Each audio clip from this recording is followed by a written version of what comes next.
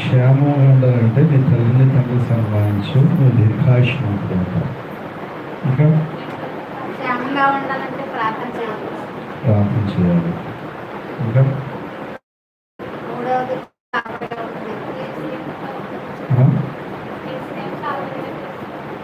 క్రీస్తుని కాపరిగా చేసుకోవాలి. దేవుని స్తోత్రం. ఇంకా నేను చెప్పిన కాపరిగా చేసుకున్నప్పుడంట నేను వచ్చినప్పుడు చెప్పిన మాట ఏంటంటే ఆయన గొర్రెలు ఆయన స్వరము అంటే దేవుని స్తోత్రం. దేవుడు మనకు మంచి కాపరిగా ఉండాలి. దావీదు అంటున్నాడు, యెహోవా నా కాపరి, నాకు లేని కాదు. 23 చూస్తే పచ్చిగా చోట ఆయన నన్ను చేస్తున్నాను, అంత్యకరమైన సలహా ఆయన నడిపిస్తున్నాను. అసలు గాఢాంధకాల లోయలో సంచరించిన అపాయమో భయపడ.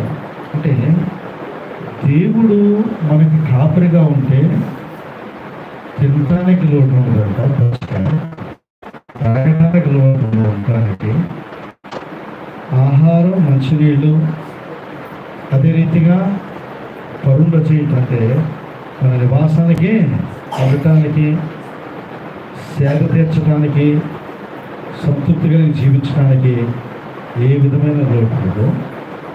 ఎటువంటి శ్రమల గుండా పయనించిన ఘనాంధకారంలో ఏం చేస్తాడో కాపుదలగా ఉంటాడు. దేవుని స్తోత్రం. అసలు దేనికి భయపడమంటాడు. కాబట్టి అటువంటి గొప్ప దేవుడిని మనం కలిగినందుకు మనం ఆనందించాలి. ఒకటి, తల్లిని తండ్రిని చూసుకునే మనము శారీరకంగా ఏ రీతిగా తల్లిదండ్రులు చూసుకోవాలో, రెండవదిగా ఆత్మీయ తల్లిదండ్రులను కూడా అదే రీతిగా చూసుకోవాలి. దేవునికి స్తోత్రం. హల్లెలూయా. మనకి ముగ్గురు ఉంటారు తండ్రులు. ఒకరు మనం సృష్టించిన సృష్టికర్త పరమ తండ్రి. రెండవది మనల్ని కన్నా, శారీరకంగా కన్నా తండ్రి. మూడవది మనం ఆత్మీయంగా కన్నా తండ్రి, ప్రభు దగ్గరికి నడిపించిన. ఆ పరమ తండ్రికి లోబడి ఏ వ్యక్తి అయినా కానీ ఆయన ఆజ్ఞలు గైకొనడానికి భూమి మీద కన్న తల్లిదండ్రులను చూసుకోవాలి. వారు భూమి మీద మనల్ని పెంచారు, పోషించారు, దరి చేర్చారు, ఉన్నత స్థాయిలో పెడతారు. మన కోసం అహరాత్రులు ఎంతో శ్రమించి, కష్టపడి, ప్రయాసపడి ఎన్నో ఆశలు కలిగి ఉంటారు. అదే రీతిగా ఆత్మీయ తల్లిదండ్రులు ఈ శారీరక జీవితం నుండి ఆత్మీయ జీవితంలో నడిపించి భూమి మీద మరణించిన తర్వాత నిత్య నరకానికి వెళ్ళిపోకుండా ఆ పరలోక రాజ్యానికి సృష్టికర్త అయిన దేవుని దగ్గరికి నడిపించడానికి వీరికి సాధకులుగా ఉన్నారు కనుక భూమి మీద కన్నని ఇచ్చిన తల్లిదండ్రులు ఏ రీతిగా అయితే ఉన్నారో భూమి మీద నుండి పరలోకానికి చేర్చడానికి నడిపించే ఆత్మీయ తల్లిదండ్రులను కూడా మనము నిత్యము కూడా గుర్తుంచుకోవాలి.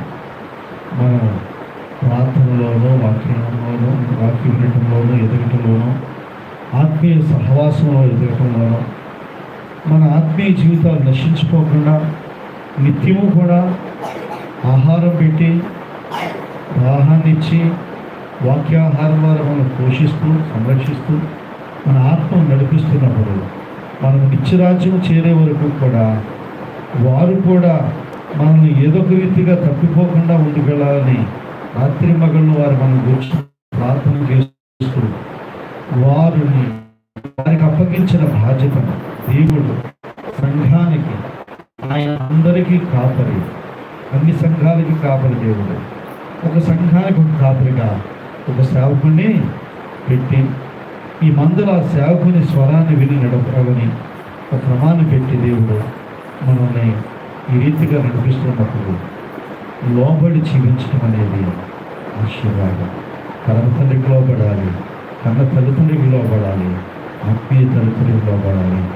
అటు ఆశీర్వాదం పొందుకుని దీర్ఘాయువు కలిగి నిత్యరాజ్యానికి వారసులైన దేవుడు మనకు సహాయం చేయగలిగారు. చప్పటి కొట్టి అందరం కూడా